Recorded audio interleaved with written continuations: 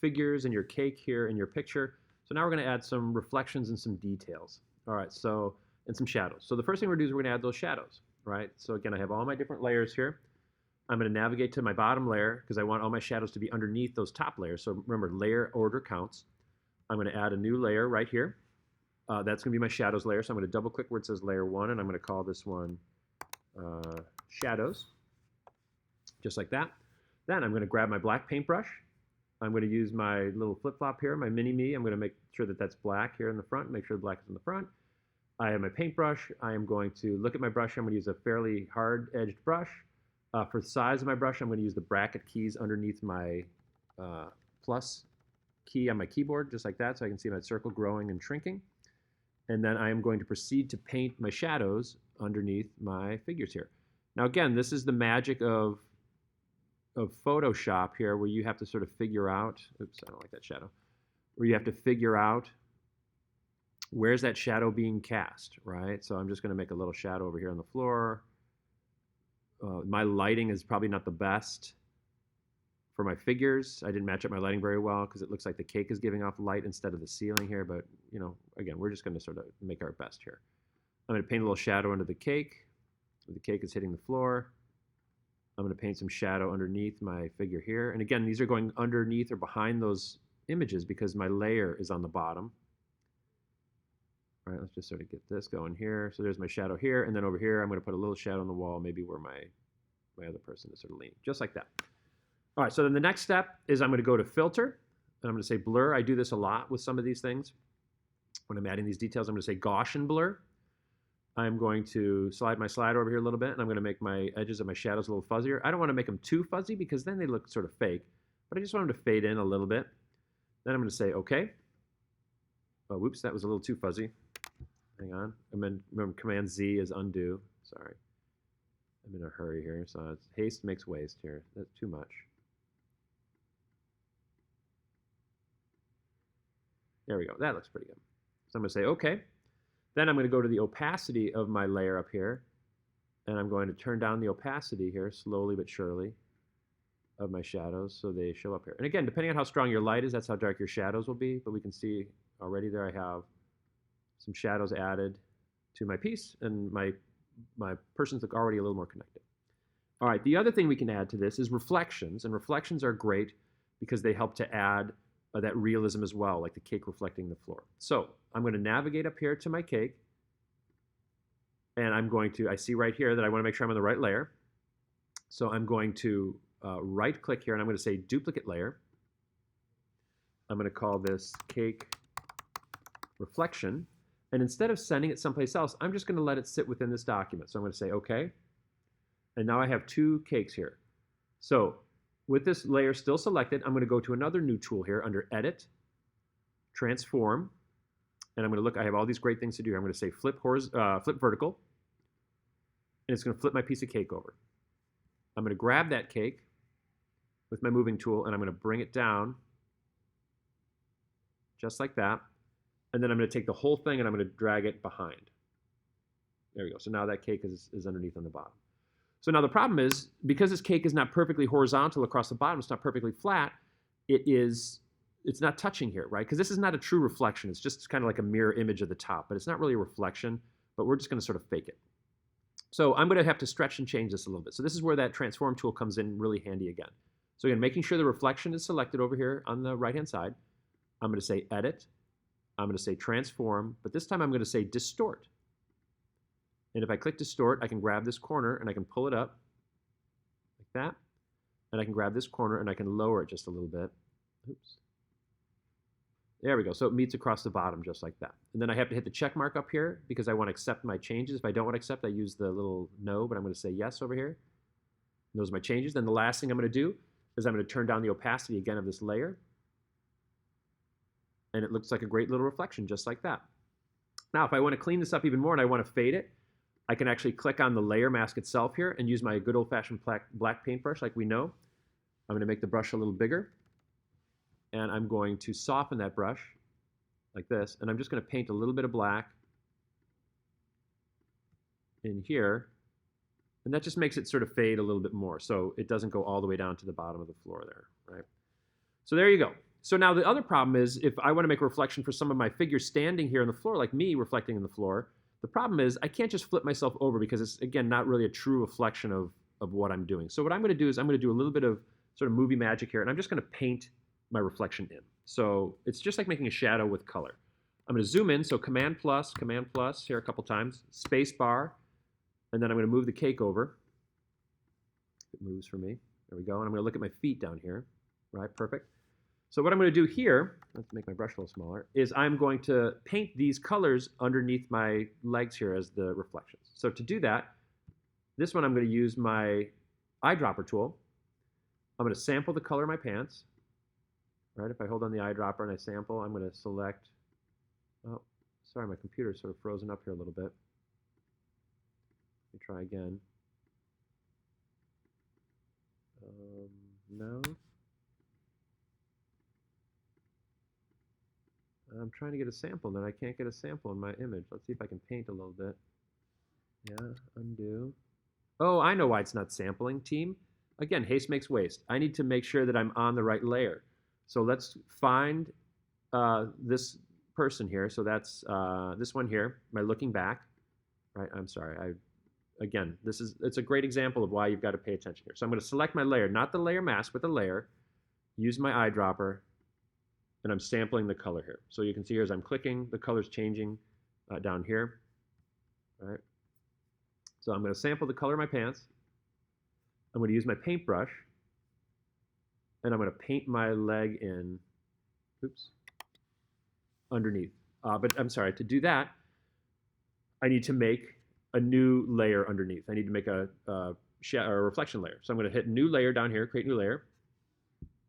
I'm going to call this looking back reflection.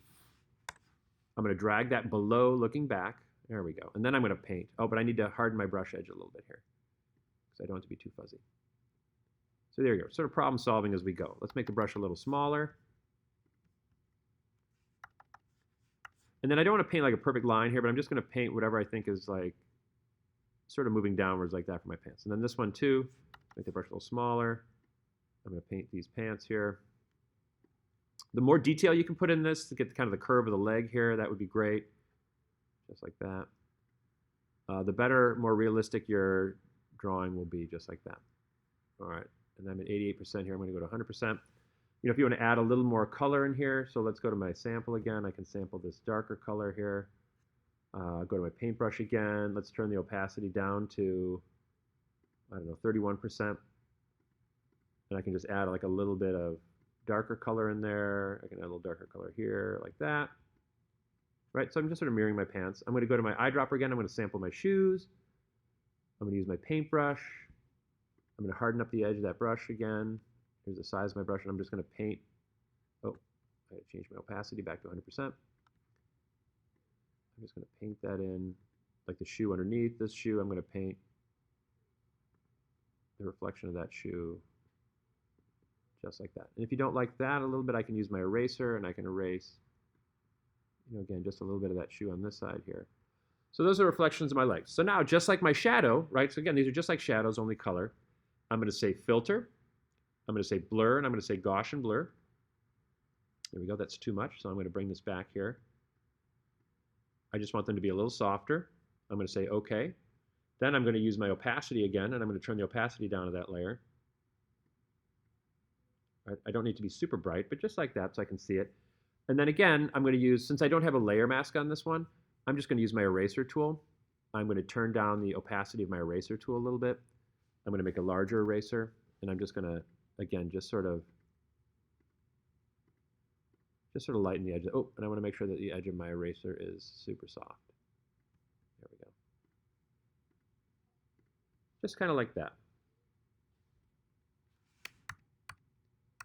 There we go. So now I'm reflecting down that way too. So again, if I want to come to this side over here, I'm going to say Command plus, space bar. I'm going to see my feet down here. Let's zoom out one more so I can see, just like that. So then I'm going to find out this is my creeping around the corner layer, just like that. So I click on this one here. I'm going to say new layer. I'm going to bring it down below. I'm going to double click on this, and I'm going to say looking back reflection, just like so. I'm going to use my eyedropper. I'm going to sample the pants right here. I'm going to use my paintbrush. My paintbrush is a good size. I'm going to make sure the hardness of my brush is around here. My opacity is 100%. And I'm going to paint this pant leg in. This is where the art part comes in, right? Because you want to make this sort of look like it's your other leg here. My knee is going to bend in at some point, maybe right here. Like that. That's my leg. It's going to go right to the edge of the cake reflection because it stops, right here. I'm going to use my eyedropper again. I'm going to sample my shirt, which is blue. Let's get a good color there. That's a good color. Again, using my paintbrush.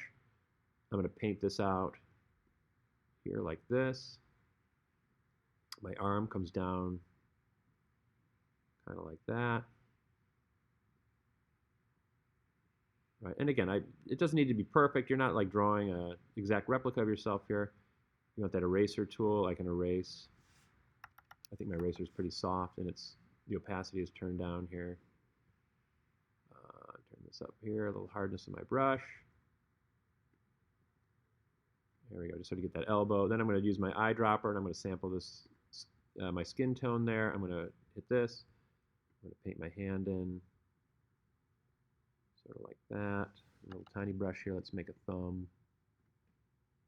Some fingers, that sort of thing, just like that. All right, so that looks pretty good. Again, you can go back in and sample some of these darker colors here if you want to, and then use your brush and turn the opacity of your brush down like so, and let's soften it up just a little bit. And I can, just sort of make those pants a little darker there. Like that. Oh, I need to sample my shoe. Sorry, I got to get my shoe in here. So let's sample the gray of my shoe. I got this. Turn my opacity back up with that brush. Let's paint that shoe right under there, just like that. All right, so then I go to my filter. I go to my blur again. Gaussian blur is the one I use over and over. All right, looks pretty good, just like that. I'm going to say OK. Then I'm going to turn the opacity of that layer down. Again, so it's sort of a reflection like that. And you can see, it looks a little bit fake because there's no shading and shadows in my reflection, but it's fine. I'm going to use my eraser. I'm going to turn the opacity of my eraser down here to like 26%. I'm going to make my eraser really soft. And then I'm going to, again, just sort of tap this at the bottom here and just sort of let it fade, sort of randomly like that. There you go. So it makes a little bit of reflection on there. So you can see it looks a lot more real. It looks like it's attached to that picture. Now, the last thing I'm going to do is I see some of these figures, like this guy looking over the back of the cake, is too dark, right? So I'm going to find him. So that's this one here. I'm going to select that layer. Now, this is super cool. This is another powerful tool that we're going to learn. So I want to just adjust his layer. So what I'm going to do is I'm actually going to select the layer mask, or this layer. I'm going to right-click in it, and I'm going to say Add Mask to Selection. In doing so, you can see it outlines that figure here, right? He has like a little marching ants around the outside of him. Now, when I go down to the black and white cookie, and I say I want to adjust my exposure, if I look at my layers, it made a layer, so this is the other one, it made a layer here with the exposure controls, but the mask is exactly the same. So now when I go to the properties of that mask, I can adjust the gamma correction a little bit. See if I go too far, but I can just lighten him up. Come back in this direction. It's a little bit lighter, like that. I can bring up my exposure a little bit. There we go. And I can add some brightness to this picture just like that. Then I can go back to layers. I can again right-click. I can say Add Mask to Selection. Now he's got the marching ants again. I go to the black and white cookie. I can come down here to hue and saturation. That's a good one. Desaturating your colors a little bit helps it to blend in. So if I desaturate all the way, he turns black and white. If I saturate all the top, it becomes too bright. But I'm just going to come down a couple of numbers here, like maybe a -2. And I'm going to just desaturate that just a little bit. So there you go. So then layers, again, I can keep going and going and going on this. Add mask to selection again. I can click on this. And color balance is another good one that you can use. So if you have too much of one color, you pull to the other side. Right? I don't want to make myself too cyan. I don't make myself too red. But I'm just going to, again, +1 there is good. Very subtle changes just help you get a pretty decent skin tone there. So there you go. So that's how you do your individual layer masking. Now, the last thing is, we put some shadows on the floor down here. But if you want to, you want to add some other shadows on your figure, like let's say the light's coming in from the window and I want to put some shadows on the back of my figure here. Again, I'm going to go to looking back. I'm going to make a new layer, but this time I'm going to leave the layer on top of looking back. I'm going to call this one lighting shadows, looking back. Again, labeling your layers is important because you can see I'm already getting a ton of layers in here. I can take my black paintbrush. So let's go here. We've got black by default. Oops. I'm going to make my brush a little bigger. Now I'm going to add mask to selection. So watch this. Add mask to selection. So now I've just selected him, and now I can paint. Let's make my brush a little softer, like this. I'm going to paint some shadows on his back here, just like this. So like that. And again, this is some sort of advanced shadowing here. Let's make the brush smaller. Like this. I'm going to bring it down across the back leg here. I got to be a little more careful on this side, but not so much here because I have, again, that bit selected. I'm going to go like so. Like this. I'm going to come back to his arm. Right, and this is sort of the artistry, again, of looking at where your lighting is. Like this. There you go. Then, while that's still selected, I'm going to say filter. I'm going to say blur, Gaussian blur. I'm going to just soften the edges of that lighting a little bit. So I want it to appear. Oh, whoops. I'm on the wrong layer. There we go. Now let's go to filter. Blur. I was on the actual picture layer, which is no good. Oh, what did I do? Oh, shoot, gang. I painted on the wrong bit here. Hold on. Sorry, I needed to go up to my lighting layer, and I needed to paint on my lighting layer up here. So let me paint up here. I just used Command Z to step backwards. Again, haste makes waste, my friends. Haste makes waste. Never go too quickly. All right, there we go. So let's paint that shadow down here, like that. Paint it on the back. A little bit on the arm here. That. Where's my eraser? I want to get rid of this. A little bit right here. Turn down the opacity of my eraser. Turn it back up.